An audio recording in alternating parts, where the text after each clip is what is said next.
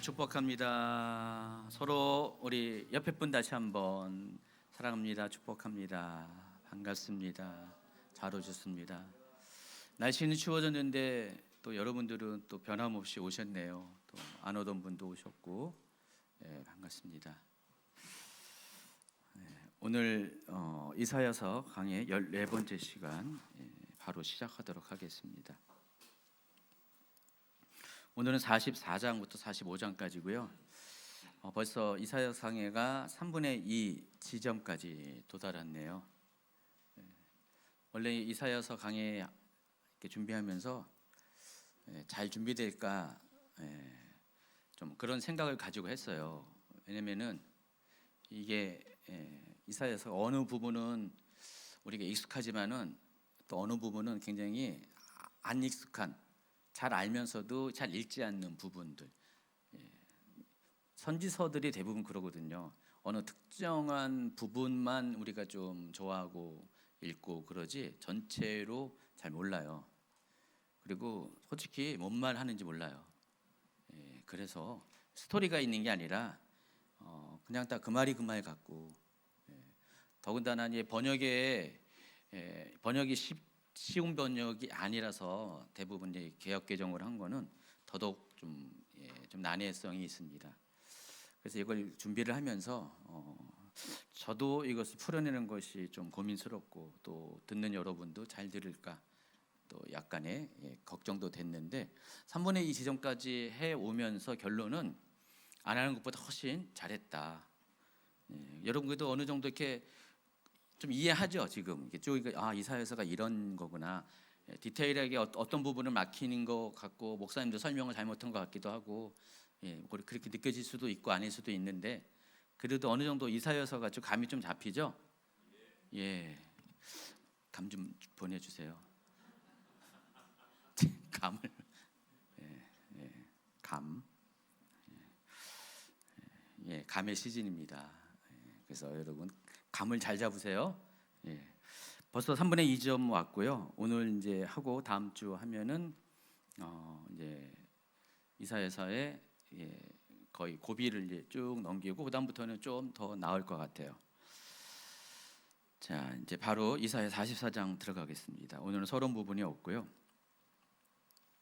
앞서 이제 43장 마지막 단락에 이런 선포로 이사야서 43장이 마칩니다. 26절부터 28절까지. 너는 나에게 기억이 나게 우리가 함께 변론하자. 너는 말하여 보자 의로움을 낳고 네 시조가 범죄하였고 너의 교사들이 나를 배반하였느니 그러므로 내가 성소의 어른들을 욕되게 하며 야곱이 직멸당하도록 내어주며 이스라엘이 비방거리가 되게 하리라. 그래서 이스라엘이 자신들의 범죄로 인해서, 하나님을 배반한 것으로 인해서 심판당할 것을 선포합니다. 이사야서 보면은요, 이랬다 저랬다 많아요. 이렇게 그냥 종을 못 잡게 뭐 이렇게 위로하고 격려하다 갑자기 심판 얘기하다가 뭐 주제가 너무 이렇게 바뀌어요. 이번에 셀 편성을 하다 보니까 여자분들이 이사야서를 참 좋아한 것 같아요. 더 이상 말은 안 하겠는데 남자분들이 이사야를 별로 이렇게 안 좋아하는 것 같고, 여자분들이 이사야서를 많이 좋아하는 것 같아요. 하여간 이렇게 종을 잡을 수가 없어요. 이랬다 저랬다 막 그럼 여자분들이 그랬다는 거 제가 너무 잘 알기 때문에 저는 뭐라 그런 게 아니에요. 근데 다만 이사야서를 너무 좋아하신 것 같아요. 너무 이렇게 많이 잘 읽으신 것 같아요. 그래서 지금 이제 갑자기 또 심판에 관한 이야기를 하는 거예요. 그 전에는 그 얘기 안 했는데, 그러다가 또 44장 첫 단락 가면 또 이런 말씀을 하시네. 1, 2절이요. 읽어주세요. 나의 종 야곱 내가 택한 이스라엘아 이제 들으라. 너를 만들고 너를 모태에서부터 지어낸 너를 도와줄 여호와가 이같이 말하노라. 나의 종 야곱 내가 택한 여수로나 두려워하지 말라. 갑자기 바로 그냥 앞에 이야기와 뒤에 얘기가 확 바뀌어 버려요. 이스라엘에 대해서 지금 막 이렇게 뭐라 그러시다가 갑자기 나의 종 야곱아, 나의 택한 이스라엘아, 모태에서부터 지어낸 너 뭐 이런 식으로 내가 택한 여수로나 너무 다정하세요, 그렇지? 앞에는 막 뭐라 그러시다가 갑자기 확 돌변하듯이. 그러니까 이사야서가 이런 게 참 많아요. 지금 우리가 다루고 있는 요 40장 이후부터 이런 내용들이 왔다 갔다 한다라는 것입니다. 그래서 여러분 이렇게 감을 잘 잡으라는 뜻이에요. 그래서 44장은 첫 단락부터 43장의 끝 단락과 대조적으로 이스라엘의 구원에 관한 하나님의 말씀이 등장하는데, 하나님은 이스라엘을 구원함에 있어서 네 가지의 약속을 합니다. 첫 번째가 하나님은 이스라엘을 사랑한다라는 것을 보여주세요. 이스라엘의 구원에 관한 이야기를 하면서 이스라엘을 사랑한다, 이렇게 사랑한다는 거예요. 이 호칭 가운데 여기 나의 종, 나의 택한 이스라엘, 모태에서부터 지어낸 너, 또 내가 택한 여수르는 성경에 보면, 구약 성경에 보면은 여러 군데 등장하는데, 대표적으로 신명기 33장 26절에도 여기 제가 샘플로 보여줬지만은 이스라엘을 부르는 하나님의 애칭이에요. 여러분, 사랑하는 자가 있으면 어떻게 해요? 이름 대신 뭐가 있잖아요. 뭐 부부들 중에 보면은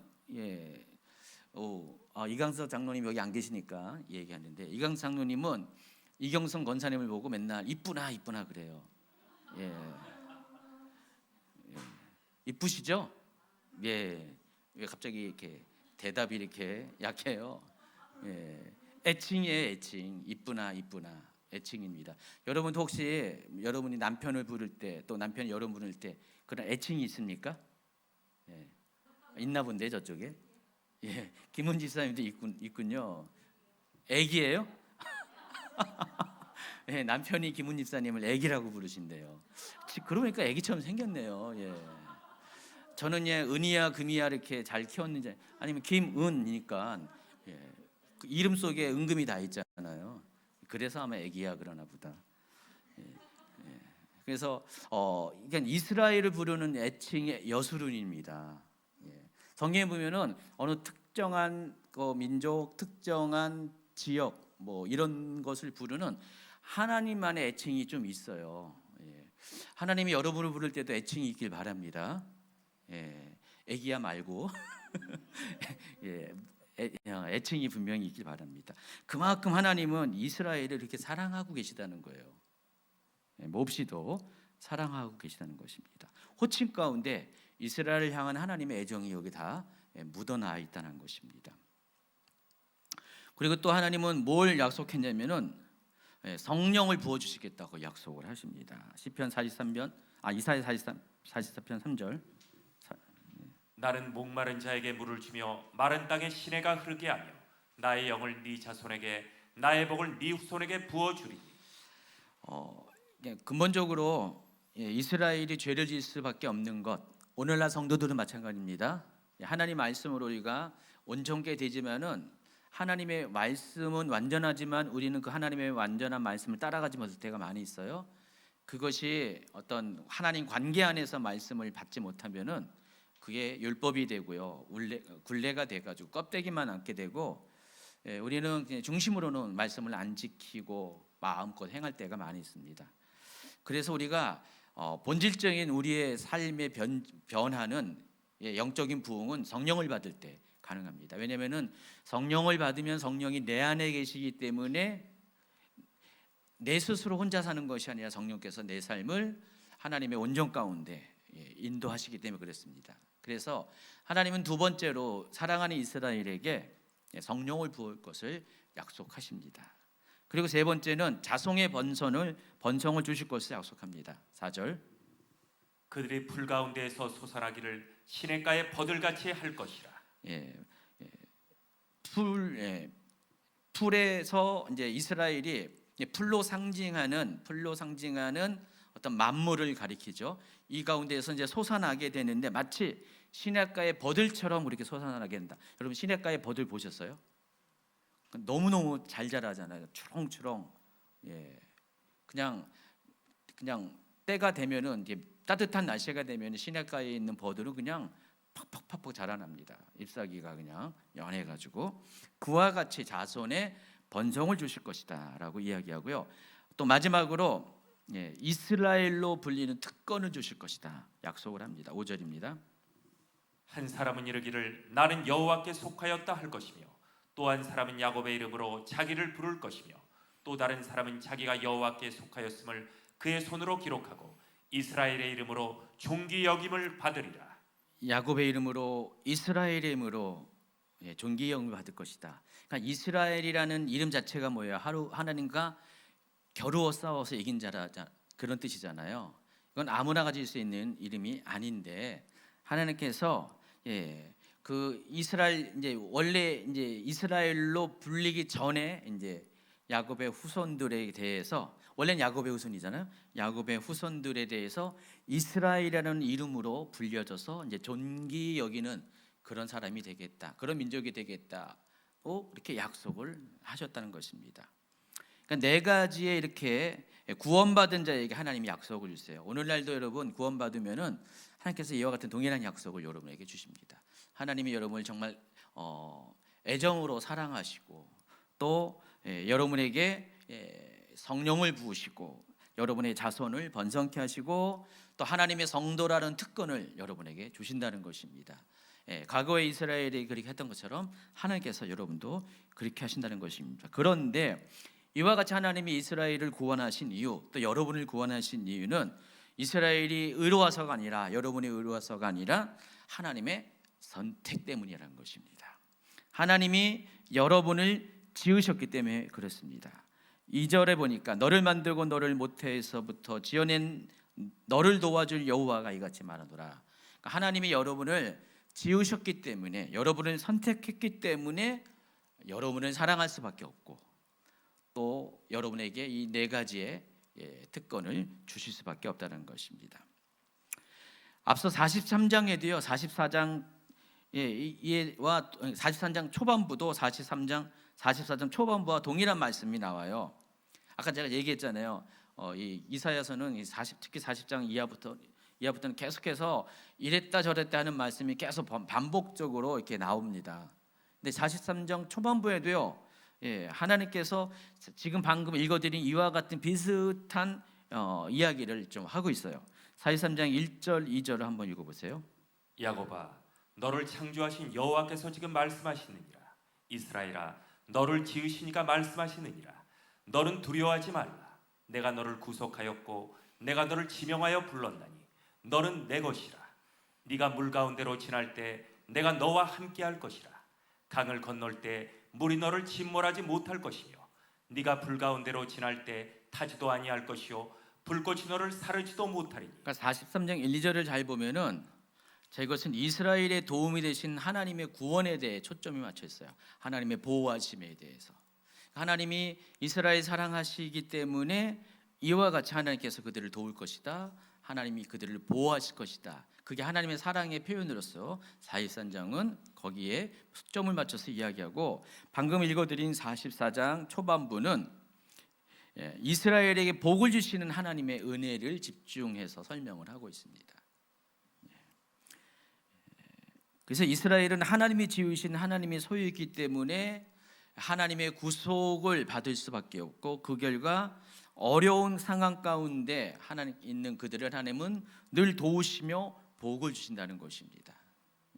여러분이 구원받았다는 것은 이런 의미가 있습니다. 여러분이 구원받은 자녀가 된 것은 여러분의 선택이 아니잖아요. 하나님의 선택이잖아요. 하나님의 일방적인 은혜잖아요. 여러분은 그 은혜에 반응한 것뿐이잖아요. 그래서 하나님은 그때부터 여러분을 하나님의 소유로 삼으시고 자녀 삼으시고 그렇기 때문에 어려운 상황에 있을 때 여러분을 구속하시고 도우시고 지키시고 보호하시고 또 복을 주신다는 것입니다. 그냥 복이 아니라 풍성한 복을 주신다는 것입니다.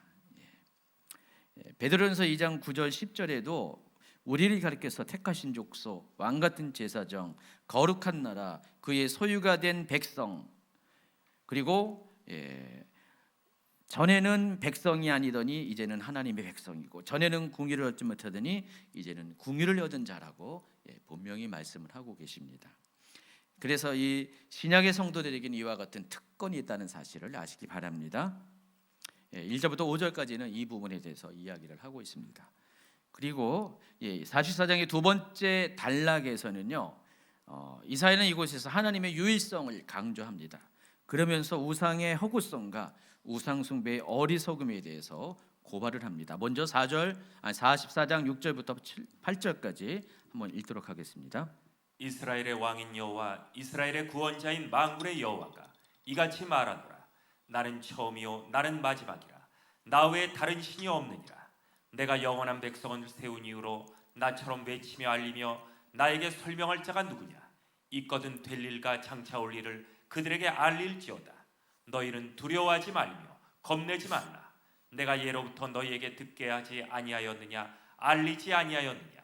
너희는 나의 증인이라. 나 외에 신이 있겠느냐? 과연 반석은 없나니 다른 신이 있음을 내가 알지 못하노라. 44장 또 45장까지 쭉 보면은 하나님의 유일성에 대해서 계속해서 반복적으로 강조를 합니다. 그러니까 하나님은 이렇게 말씀하시는 거예요. 이 세상의 신은 하나님밖에 없다. 여러분, 이게 기독교의 신론을 가리켜서 유일신론이라고 합니다. 세상 종교에서 메이저 종교에서 유일신론을 가진 종교가 세 가지죠. 유대교, 또 기독교, 그리고 이슬람교예요. 다른 종교들은 다 다신론, 범신론. 어떤 종교는 신이 아주 몇만이나 되죠. 굉장히 다신론이 일반적인데 기독교는 유일신을 섬기고 있습니다. 그래서 하나님 스스로가 성경에 나 외에 다른 신이 없다는 것을 계속해서 반복적으로 강조하고 또 강조합니다. 그렇기 때문에 유일하신 하나님을 대적하는 우상을 만드는 것은 허망한 일이라고 이야기합니다. 왜냐하면 신은 한 분밖에 안 계신데, 하나님밖에 안 계시는데 우상을 만들고 그것을 신이라고 말하는 것은 하나님 입장에서는 그는 말도 안 되는 허무맹랑한 이야기라는 것입니다. 그래서 9절에 보니까 우상을 만드는 자는 다 허망하도다. 그들이 원하는 것들은 무익한 것이거늘 그것들의 증인들은 보지도 못하며 알지도 못하니 그러므로 수치를 당하리라 그랬어요. 그러니까 그들이 우상을 만들고 우상을 섬기고 자기는 우상의 증인이라고 이야기하지만 정작 그들은 우상의 실체도 보지도 못했고 알지도 못한다는 것입니다. 그렇기 때문에 그들은 부끄러움을 당하게 될 것이다 라고 합니다. 그래서 9절의 선언 이후에 10절부터는 실제적인 예로서 우상을 만드는 이 철공과 목공을 언급하면서 왜 그것이 허망한 것인가에 대해 소개를 합니다. 읽어주세요. 신상을 만들며 무익한 우상을 부어 만든 자가 누구냐? 보라, 그와 같은 무리들이 다 수치를 당할 것이라. 그 대장장이들은 사람일 뿐이라. 그들이 다 모여 서서 두려워하며 함께 수치를 당할 것이니라. 철공은 철로 연장을 만들고 숯불로 일하며 망치를 가지고 그것을 만들며 그의 힘센 팔로 그 일을 하나 배가 고프면 기운이 없고 물을 마시지 아니하면 비로 아니라. 목공은 줄을 늘려 재고 붓으로 긋고 대패로 밀고 곡선자로 그어 사람의 아름다움을 따라 사람의 모양을 만들어 집에 두게 하며 그는 자기를 위하여 백향목을 베며 디르사 나무와 상수리 나무를 취하며 숲의 나무들 가운데서 자기를 위하여 한 나무를 정하며 나무를 심고 비를 맞고 자라게도 하느니라. 이 나무들은 사람이 땔감을 삼는 것이오늘 그가 그것을 가지고 자기 몸을 덮게도 하고 불을 피워 떡을 굽기도 하고 신상을 만들어 경배하며 우상을 만들어 그 앞에 엎드리기도 하는구나. 그 중에 절반은 불에 사르고 그 절반으로는 고기를 구워 먹고 배불리며 또 몸을 덮게 하여 이르기를 아하 따뜻하다 내가 불을 보았구나 하면서 그 나머지로 신상 곧 자기의 우상을 만들고 그 앞에 엎드려 경배하며 그것에게 기도하여 이르기를 너는 나의 신이니 나를 구원하라 하는도다. 이 말은 이겁니다. 쉽게 말하면은 사람들은 주변에 있는 철과 나무를 가지고 그것을 재료로 해서 일상에 필요한 물건들을 만듭니다. 그리고 또 나무의 경우는요, 그걸 가지고 땔감도 사용하고 또 그걸 가지고 또 난방용 땔감 요리할 때 불을 지피는 거, 그리고 따뜻하게 할 때 땔감으로도 난방용 땔감으로 사용합니다. 이제 동일한 그와 같은 나무를 가지고 또 우상을 만든다는 것입니다. 지금 하나님이 이사야를 통해서 이렇게 얘기하는 거예요. 근데 왜 그게 무지하고 어리석은 것이냐? 어차피 자기들의 필요에 따라서 일상에 필요한 것들을 만드는 그걸 가지고 우상을 만들어서 그것을 신이라고 섬긴다는 것 자체가 너무 웃기지 않느냐, 그 얘기를 하는 것입니다. 그러니까 땔감으로 사용해도 될 것을 그냥 우상을 만들어서 그걸 가지고 자기가 신의 권위를 부여하고 자기 스스로 거기서 구원을 위해서 목을 매달고 하는 이런 행위 자체가 얼마나 어리석고 안타까운 일이냐, 그 얘기를 하는 것입니다. 이렇게 된 이유는 그들이 눈이 가리워져서 보지 못하고 마음이 어두워서 깨닫지 못하기 때문이라고 합니다. 그리고 44장 20절에 보면은 죄를 먹고 허탄한 마음에 미혹되어서 자기의 영혼을 구원하지 못해서 이런 일이 발생한다고 합니다. 여기 이 죄라는 것은 양잿물을 의미하는데, 여러분 양잿물 먹어봤어요? 저는 안 먹어봤는데 양잿물 먹으면은 사람이 정신이 이상해지겠죠. 아무래도 비눗물 먹어보세요. 한번 테스트 해보세요. 옆에 분들한테 먹이지 말고. 그래서 한번 이렇게 먹으면은 사람이 정신이 흐트러지면은 이성적인 행동을 하지 못한다는 것입니다. 그래서 지금 이거예요. 자기들이 평소에 사용하고 있는 철이나 또 나무를 가지고 일상생활에 필요했던 거에 행동했다가 그것의 일부를 가지고 우상을 만들어서 우상을 신이라고 말하고 그 앞에서 엎드리고 경배하고 기도하고 나를 구원하라고 하는 이 모든 행위는 양잿물 먹고 정신이 이상해진 사람만 하는 행동이라는 거예요. 무슨 약 먹고 이상해진 사람만, 이성이 마비된 사람만, 정상적이 아닌 사람만 하는 행동이지 정상적인 사람은 이런 행동을 안 한다는 것이 하나님 말씀이 그렇다는 거예요. 여러분 그렇게 생각하지 않습니까? 그냥 똑같이 나무 베가지고 그냥 이 나무를 땔감으로 쓰면은 땔감인데 이걸 가지고 또 우상 모양을 만들어 가지고 거기다 절하고 기도하고 나를 구원하라고 하는 이런 행위가 얼마나 무지하고 어리석고, 그리고 이거는 약 먹은 사람이 아니고서는 할 수 없는 그런 일이라는 것입니다. 우상 숭배가 이런 거예요. 우상 숭배가 왜 하나님이 아무 형상이든지 하나님을 위해서 만들지 말라고 한 이유가 뭔지 알겠죠? 그 하나님을 위해서 만든 그 형상은 다 이런 재료를 만들었기 때문에 이것 자체가, 이 시작 자체가 하나님 보시기에는 이거는 말도 안 되는 이성적이지 못한 사람이라 행동하는 것입니다. 그렇기 때문에 이것을 만들지 말라는 거예요. 여러분, 그래서 우리 기독교는 그런 형상이 없잖아요.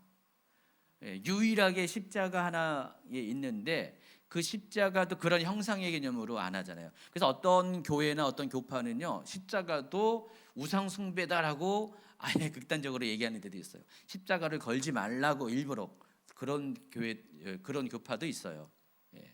그것도 어떻게 보면 우상 숭배가 될 수가 있기 때문에. 그러니까 하나님 앞에 그 어떤 것도 우상의 과 같은 형상, 사람들이 하나님이 아닌 그것에 집중하는 어떤 것도 만들지 말 것을 하나님이 요구하신다는 것입니다. 또 이제 237페이지로 넘어갑니다.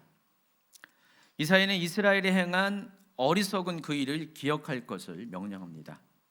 그렇지만 또 주제가 또 바뀌어요.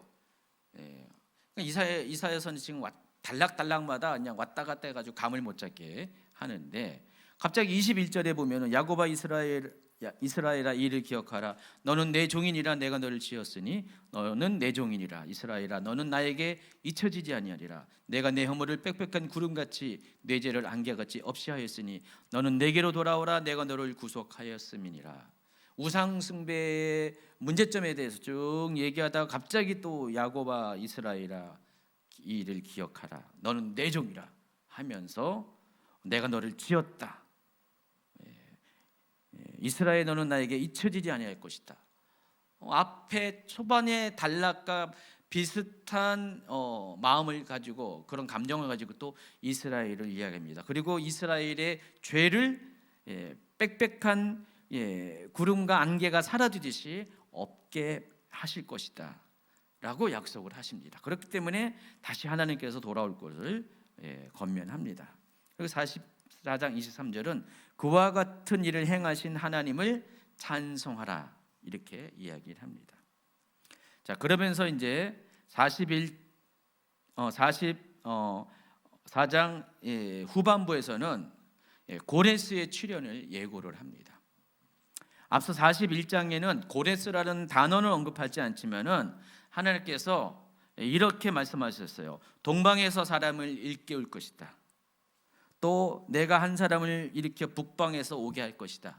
자, 이것이 장차 하나님께서 보내실 이스라엘 민족을 구원하기 보내실 메시아를 의미하는 복성과 같은 표현이라고 했습니다. 그리고 그 사람이 바로 고레스라고 제가 그때 이야기를 했습니다. 근데 44장에 보면은 이제 본격적으로 고레스라는 이름을 언급을 합니다. 여러분 빨리 그때 반응을 해야죠. 네, 고레스. 고레스. 그 44장에 이르러서 비로소 고레스의 출현이 구체화돼서 예고됩니다. 44장 24절에 보니까 네 구속자여 모태에서 너를 지은 나 여호와가 이같이 말하노라. 나는 만물을 지은 여호와라. 홀로 하늘을 폈으며 나와 함께한 자 없이 땅을 펼쳤고. 하나님께서 이스라엘 구속하시고 모태에서 그들을 조성했고 만물을 지으시고 홀로 하늘을 펴시고 땅을 만드신 분이라고 또 장황하게 이야기합니다. 그리고 또 그 하나님은 헛된 말을 하는 자들의 징표를 폐하시고 점치는 자들을 미치게 하시고 지혜로운 자들을 물리쳐 그들의 지식을 어리석게 하는 분이시다. 그리고 또 반대로 그의 종의 말을 세워주고 그의 사자들의 계획을 성취하시는 분이시다라고 하나님에 대해서 자기 스스로 하나님이 어떤 분이라는 것을 쭉 소개합니다. 그리고 26절부터는 하나님께서 그렇기 때문에 이스라엘을 회복시켜서 예루살렘에 다시 사람을 살게 하실 것이고 유다 성읍을 다시 세울 것이고 황폐한 것을 복구하게 하실 것이다. 심지어 하나님의 능력은 강을 마르게 하실 것이다 라고 하나님이 하나님 되심을 이렇게 쭉 소개합니다. 그러면서 28절에 보니까 읽어주세요. 고레스에 대하여는 이르기를 내 목자라. 그가 나의 모든 기쁨을 성취하리라 하며 예루살렘에 대하여는 이르기를 중건되리라 하며 성전에 대하여는 내 기초가 놓여지리라 하는 자니라. 24절부터 하나님은 이런 분이다 이런 분이다 이런 분이다 이런 분이다 쭉 말씀하셨잖아요. 그런데 그 일을 누구를 통해서 이루게 하실 것이냐? 바로 고레스를 통해서 이루게 하신다는 것입니다. 뭐라고요? 네, 고레스를 통해서 이루게 하신다는 것입니다.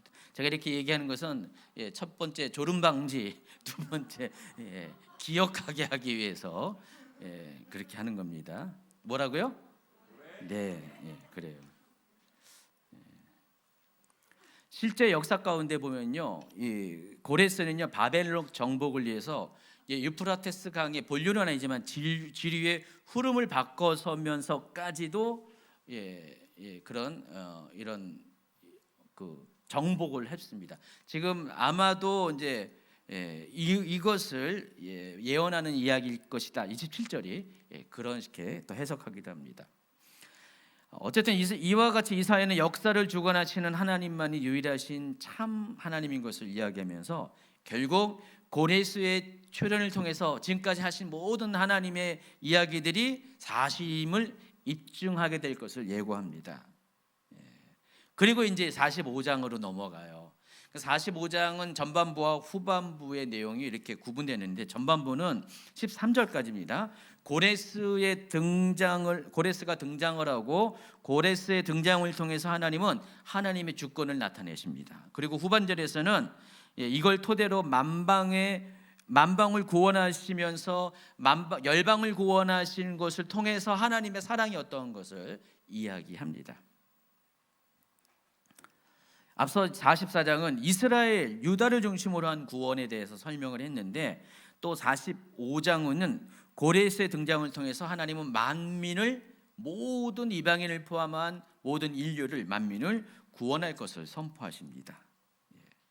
자, 그래서 전반부의 내용을 보시면은요, 이제 44장 마지막 절에서 고레스의 출현을 예고했다고 그랬잖아요. 28절에서. 그런데 이제 45장 초반부부터는 본격적으로 고레스에 대해서 이야기를 합니다. 그래서 하나님께서 고레스를 세우신 목적에 대해서 이야기하는데 그것은 언약 백성인 이스라엘의 구원과 회복을 위해서 하나님께서는 언약 백성이 아닌 이방인인 고레스를 사용할 것이라는 그 이야기를 하는 것이에요. 여러분, 하나님께서 이스라엘 다스리는 방법 중에 하나가, 가장 일반적인 방법은 이스라엘이 범죄하면 어떻게 됩니까? 주변의 민족들을 흥하게 하잖아요.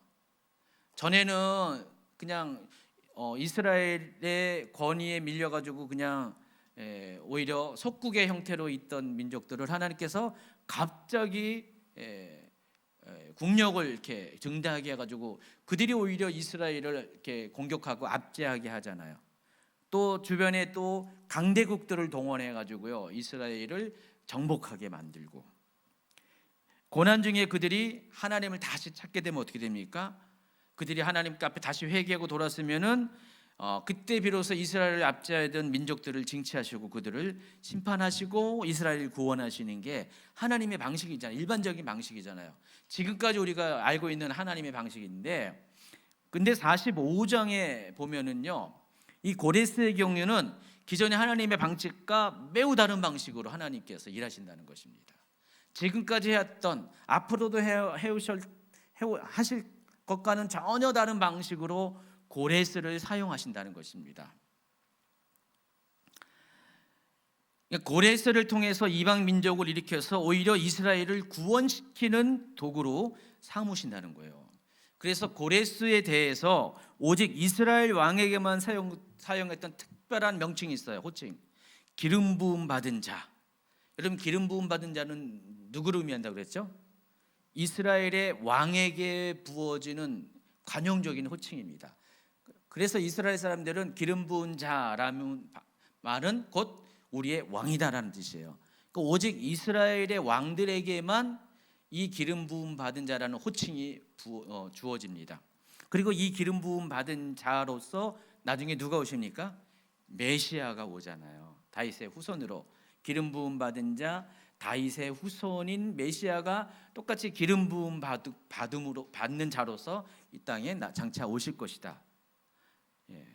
이것이 유대인들이 갖고 있는 양보할 수 없는 그 메시아 간이고 메시아의 특성인데, 아무나 부를 수 없는 호칭인데, 하나님은 지금 이사야를 통해서 고레스에 대해서 기름 부음 받은 자라는 호칭을 주어집니다. 이방인이고 하나님도 모르는 자인데, 그렇죠? 근데도 하나님께서 기름 부음 받은 자의 호칭을 줍니다. 만약에 이 예언을 이스라엘 민족이 지금 이 부분을 들었을 때 말은 표현은 아니지만 없이도 당황을 할 것 같아요. 그렇죠? 이게 뭐야? 하나님, 고레스에게 어떻게 이런 말씀하실 수가 있어요? 자, 그런 것들을 이제 하나님이 미리 아시고 곧바로 뭔 얘기를 하시냐면은 토기장이 비유를 통해서 이 모든 것이 하나님의 주권임을 밝힙니다. 너희들이 뭐라고 하든 말든 간에 하나님이시기 때문에 하나님의 역사는 하나님이 이루어 가시다. 내 마음이다. 이렇게 하든 저렇게 하든 하나님이 원하시는 대로 하시는 것이다라는 그런 메시지를 이제 토기장이 비유를 통해서 이야기한다는 것입니다. 그릇이 자신을 만든 토기장에게 항변할 수 없잖아요. 뒤에 나와요. 마찬가지로 하나님께서 이방인인 고레스를 통해서 선택해서 기름 부음 받은 자의 호칭을 주어 사용하는 것조차도 그들은 항변할 수 없다라는 내용이 이 전반부 13절까지의 내용입니다. 그래서 이제 자세하게 이 부분을 다뤄드리겠습니다. 자, 1, 2, 3절을 읽어주세요. 여러분이 너무나 잘 알고 있고 목사님이 기도할 때 이런 기도를 해주기를 원하는 바로 그 유명한 구절입니다. 여호와께서 그의 기름 부음을 받은 고레스에게 이같이 말씀하시되, 내가 그의 오른손을 붙들고 그 앞에 열국을 항복하게 하며 내가 왕들의 허리를 풀어 그 앞에 문들을 열고 성문들이 닫히지 못하게 하리라. 내가 너보다 앞서가서 험한 곳을 평탄하게 하며 논문을 쳐서 부수며 쇠빗장을 꺾고 내게 흑암 중에 보아와 은밀한 곳에 숨은 재물을 주어 네 이름을 부르는 자가 나 여호와 이스라엘의 하나님인 줄을 내가 알게 하리라. 너무나 유명한 구절이잖아요. 여러분 좋아하는 구절. 그래서 보통 이걸 가리켜서 고레스의 기름 부음이라고 해가지고 하나님 저에게 고레스의 기름 부음을 주십시오라고 그렇게 기도하는 분이 있어요. 이 고레스의 기름 부음은 여기서 두 가지의 종류의 기름 부음인데 좀 이따 소개하겠습니다. 어쨌든 이 내용을 1, 2, 3절을 쭉 보면은요, 실제 역사 가운데 고레스의 그런 생애를 통해서 이것들이 그대로 성취되는 것을 우리가 알 수 있습니다. 고레스는 BC 559년에 페르시아 왕으로 등극합니다. 이때까지만 해도 아직 한 왕국이었어요. 제국은 아니었어요. 그리고 550년에 메대를 정복합니다. 메대는 페르시아와 혈통적으로 좀 사촌지간 같은 그런 민족이고 또 왕각끼리 서로 결속이 되어 있어요. 그러니까 고레스의 장인이 메대의 왕이었습니다. 그래서 페르시아의 왕으로 등극한 지 9년 만에 메대까지 정복해서 무혈 정복입니다. 전쟁을 통해서 정복한 게 아닙니다. 정복해서 메대 바사 제국이라는 그 나라가 제국이 탄생합니다. 전에는 한 왕국이었다가 메대와 바사 페르시아가 합쳐지면서 큰 규모의 왕국이 되면서 이때부터 제국이라고 부르게 됩니다. 임페리얼이라고 부르게 됩니다. 그리고 546년에 리디아와 아나톨리아 왕국을 정복합니다. 여러분 제가 그래서 여기 지도를 보여준 것처럼 리디아가 지금의 터키의 서부 쪽 신약 성경에서 말하는 소아시아 지역 7교회가 있는 지역. 여기 요 지역을 아나톨리아라고 하고 요 아나톨리아 중에서 예전에 리디아 왕국이라고 있었고 이 리디아 왕국의 수도가 어디냐면은 사르디스. 그러니까 그 요한계시록에 나오는 사대라는 지역이 사르디스인데 이게 옛날에 리디아 왕국이었습니다. 이 리디아 왕국은 뭐가 유명했냐면은 금으로 유명했습니다. 그래서 이 리디아 왕국의 그 고레스 때 리디아 왕국의 왕이 크레이소스인가 그 왕이었는데 당대 최고의 부자였었어요. 근데 이 고레스가 그 옆에 있는 메디아 왕국을 여기 합병을 하고 나서 바로 접해 있는 리디아 왕국까지 쳐들어가서 여기 이 리디아 왕국을 점령하면서 이 리디아 왕국에 있는 부를 다 취하게 됩니다.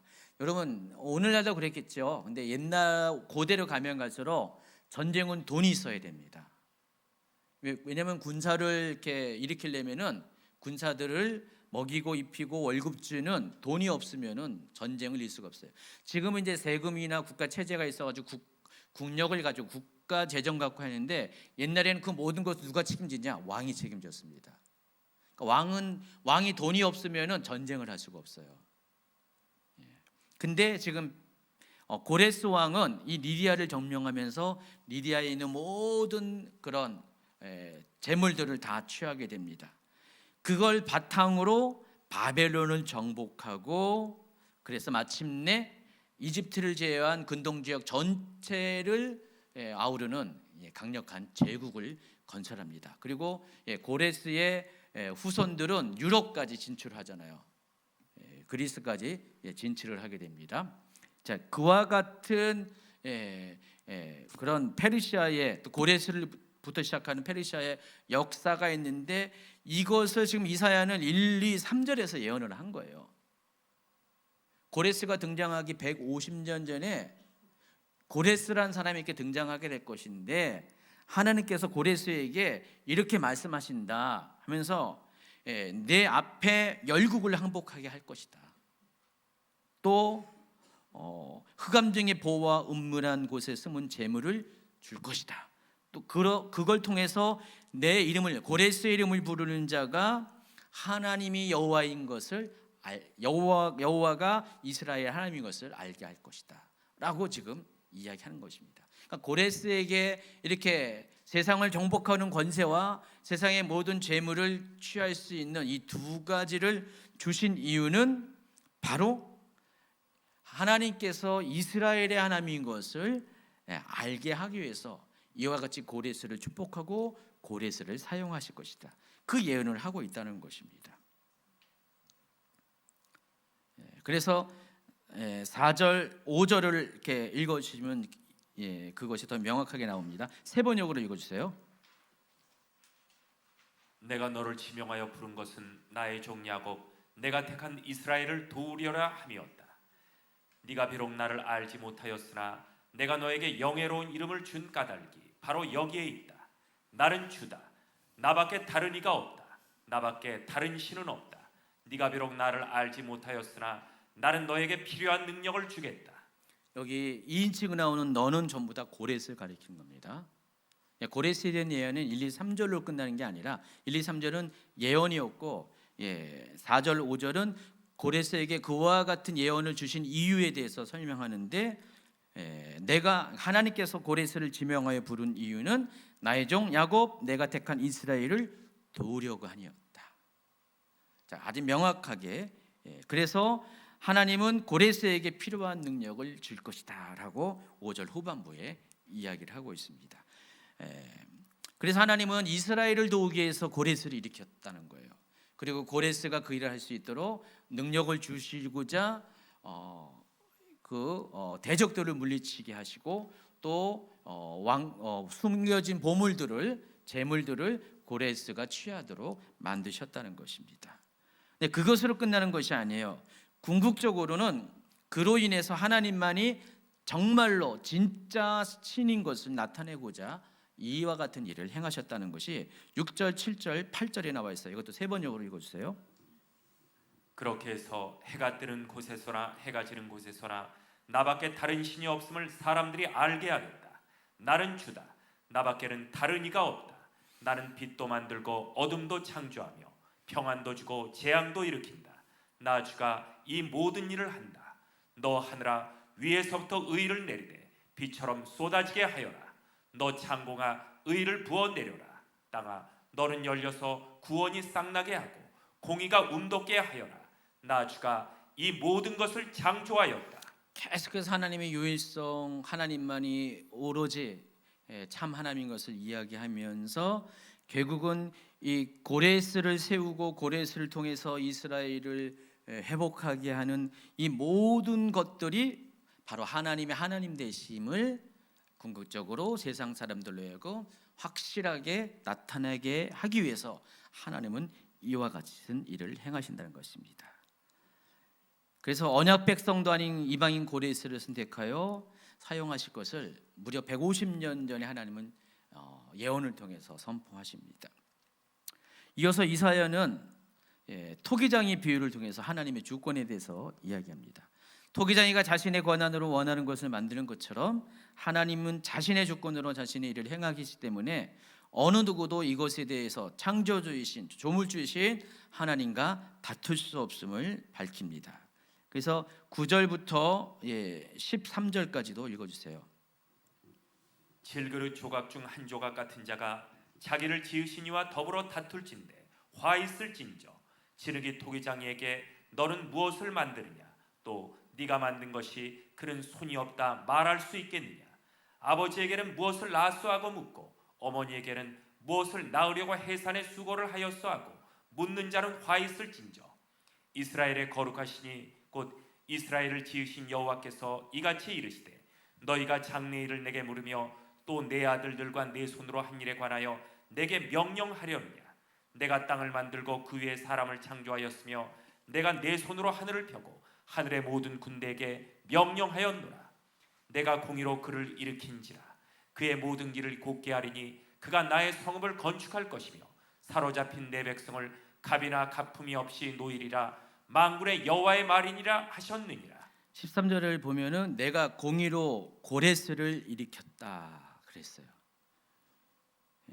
그래서 그 고레스를 일으킨 이유가 내 백성을 값없이 놓이게 하려고 포로에서 해방시키게 하기 위해서 이 일을 행했다라고 합니다. 그래서 하나님께서 이와 같은 목적을 위해서 행했기 때문에 하나님이 고레스를 택한 것에 대해서는 너희들이 왈가불가 말할 필요가 없다.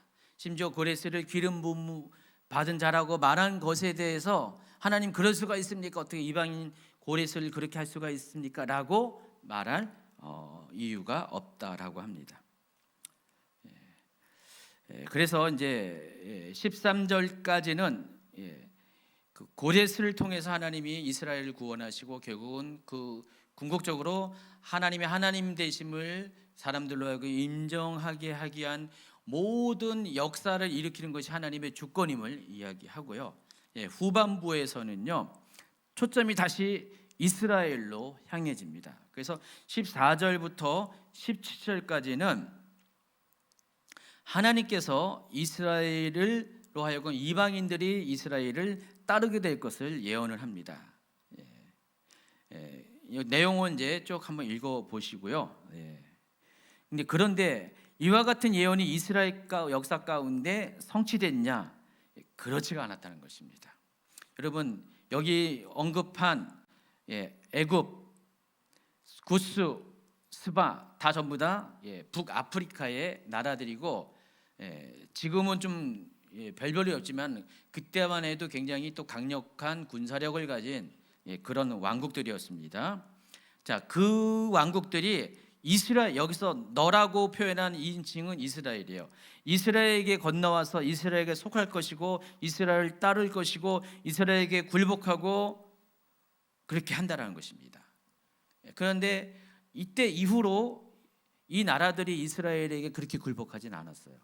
오히려 앞에 솔로몬 때, 다윗 때는 그런 일이 있을지 몰라도 지금 이 이사야의 예언이 여기 선포되고 이스라엘이 포로 생활에 돌아와서도 이와 같은 일은 일어나지 않았다는 것입니다. 역사 가운데.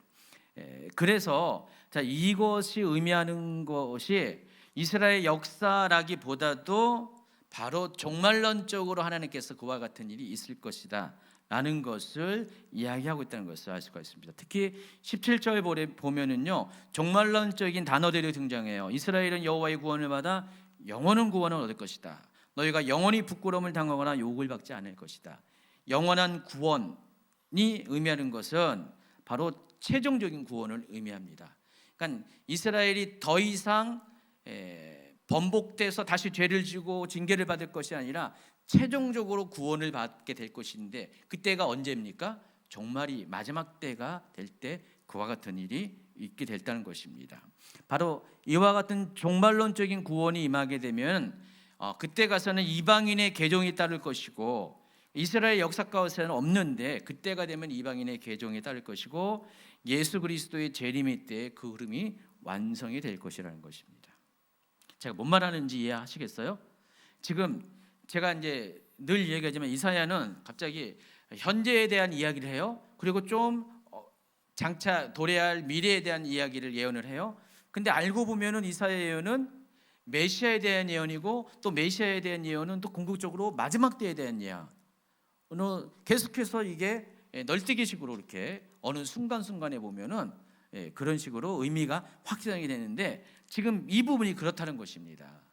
이스라엘 역사 가운데 실제로 주변의 나라들이 이스라엘에 와서 이때 이후로 그렇게 굴복하고 이스라엘 따르는 일은 없어요.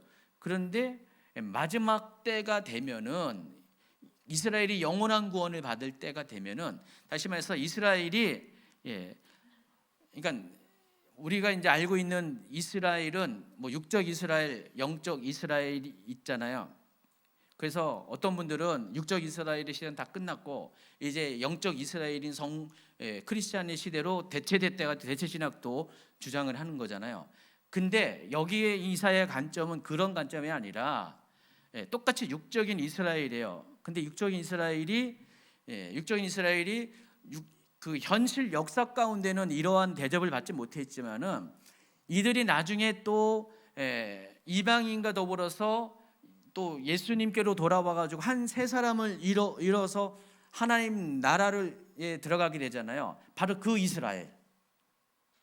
이스라엘이 하나님 나라에 들어가게 될 때, 예수 그리스도를 믿는, 예수 그리스도를 예수님을 메시아로 믿는 그 이스라엘이 하나님 나라에 들어갈 때, 영원한 구원을 받을 때가 결국 마지막 때인데, 그때가 되면은 이와 같은 일들이 일어나게 된다는 것입니다. 그렇기 때문에 이와 같은 모든 것을 토대로 이 전반부에서 소개한 고레스는 이사야 전체 문맥을 보면 그리스도를 예표하는 사람이고, 그렇기 때문에 지금 이 전반부에서는 고레스를 통해서 하나님이 이스라엘을 구원하고 하나님께 영광을 돌린다는 것은 궁극적으로는 바로 고레스로 예표된 기름 부음 받은 자 메시아를 통해서 하나님께서 그와 같은 일을 행하실 것이고, 뒤이어서 이방인의 구원이 펼쳐지게 될 것이라는 것입니다. 그 결과 이스라엘로 예표된 모든 성도들은 영적인 구원을 받게 될 것이다. 그 얘기를 하고 있습니다. 약간 어려운 얘기인 것 같지만 알고 보면 별로 어려운 얘기가 아니에요. 그리고 그때가 되면 반대로 우상을 섬기는 자들은 아까 계속 우상에 대해서 44장 얘기했잖아요. 부끄러움을 당하고 영원한 멸망에 들어가게 될 것이다. 이때가 바로 마지막 때에 이런 일이 있을 것입니다. 이어서 이 마지막 단락에 이제 얼마 안 남았습니다. 18절부터는요. 이사야는 4번에 거쳐서 또다시 45장에서 44장에서 이야기한 것처럼 또다시 하나님의 유일성을 강조합니다. 여기 보시면은요. 나는 여호와라 나 외에 다른 이가 없느니라. 나 여호와가 아니냐 나 외에 다른 신이 없나니 나는 공의를 행하며 구원을 베푸는 하나님이라 나 외에 다른 이가 없느니라. 계속해서 22절도 나는 하나님이라 다른 이가 없느니라. 그래서 계속해서 하나님의 유일하신 하나님 대신 유일신 되신 하나님을 계속해서 거듭거듭 강조를 하고 있습니다. 이것을 근거로 다시 말해서 하나님이 유일하신 하나님이라는 것을 근거로 22절은 결론을 맺습니다. 땅의 모든 끝이요 내게로 돌이켜 구원을 받으라. 나는 하나님이라 다른 이가 없느니라. 23절부터는 전소님 읽어주세요. 내가 나를 두고 맹세하기를 내 입에서 공의로운 말이 나갔은즉 돌아오지 아니하나니 내게 모든 무릎이 꿇겠고 모든 혀가 맹세하리라 하였노라. 내게 대한 어떤 자의 말에 공의와 힘은 여호와께만 있나니 사람들이 그에게로 나아갈 것이라. 무릇 그에게 노하는 자는 부끄러움을 당하리니 그러나 이스라엘 자손은 다 여호와로 말미암아 의롭다함을 얻고 자랑하리라 하느니라. 오늘 이제 읽어드린 설명해드린 본문인 44장 45절에는 45장에는 이스라엘의 구원에 관해서 먼저 이야기하고 이스라엘의 구원을 넘어 모든 이방인에게 이르는 열방의 구원을 위한 하나님의 계획 또 하나님의 주권에 대해서 이야기합니다. 그 주권의 중심부에 누가 있어요? 고레스가 있습니다.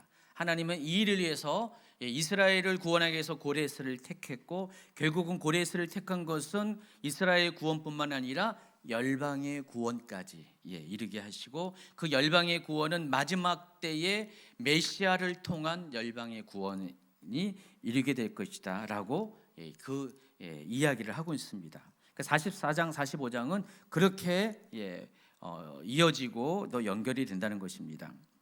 그래서 고레스는 비록 하나님을 모르는 이방인이지만 하나님으로부터 기름 부음 받은 자라는 호칭을 받게 됩니다.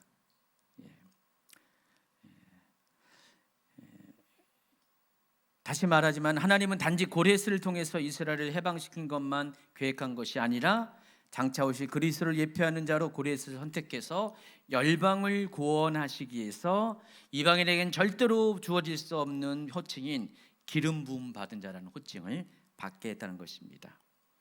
그래서 고레스는 이방인임에도 불구하고 이전에 어떤 제국의 왕도 행하지 못했던 놀라운 일을 행합니다. 이스라엘을 선대했고 고토로 돌아가게 했고 특별히 성전을 재건하도록 힘을 보태줍니다. 이걸 통해서 이 종말론적으로 마지막 때에 고레스로 예표된 그리스도의 사역이 무엇인지를 알게 합니다. 이런 마지막 때 그리스도가 재림할 때는 이와 같은 일이 벌어지게 될 것이에요. 그리스도가 재림할 때 고레스가 행한 것처럼 이스라엘 민족을 우리 예수님 재림하신 예수님을 회복시켜 주실 것입니다. 그들을 다시 하나님께로 돌아오게 할 것입니다. 땅으로만 고토로 돌아가는 것만 아니라 나라만 다시 여기 재 건립만 하는 것이 아니라 이미 두 가지는 이루어졌잖아요. 땅으로 돌아갔고 고토로 들어갔고 또 나라도 이스라엘 본래 나라도 되찾잖아요. 근데 제일 궁극적이고 중요한 것은 이스라엘을 진짜로 하나님께로 돌이키는 역사가 있게 된다는 것이죠. 지금 그것이 현재 진행 중이고 하나님께서 그리스도가 재림하시는 그 시간이 되면은 이스라엘을 그와 같이 완전히 하나님께로 돌아가는 일들을 일으켜 주신다는 것입니다. 그리고 또 이스라엘이 회복되면은 고레스가 그런 것처럼 성전이 다시 건축되는 놀라운 일이 발생하게 될 것입니다. 설왕설래 말이 많지만은 이게 바로 제3성전일 가능성이 있습니다. 자, 그것을 보면 마지막 때가 이른 줄을 깨달아 알아야 됩니다.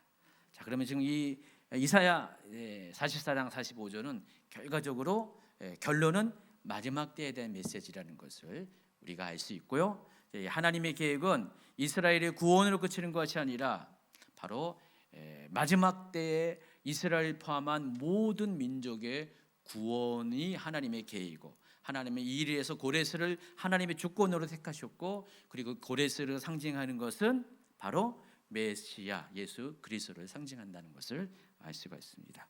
자, 오늘 여기까지 하겠습니다.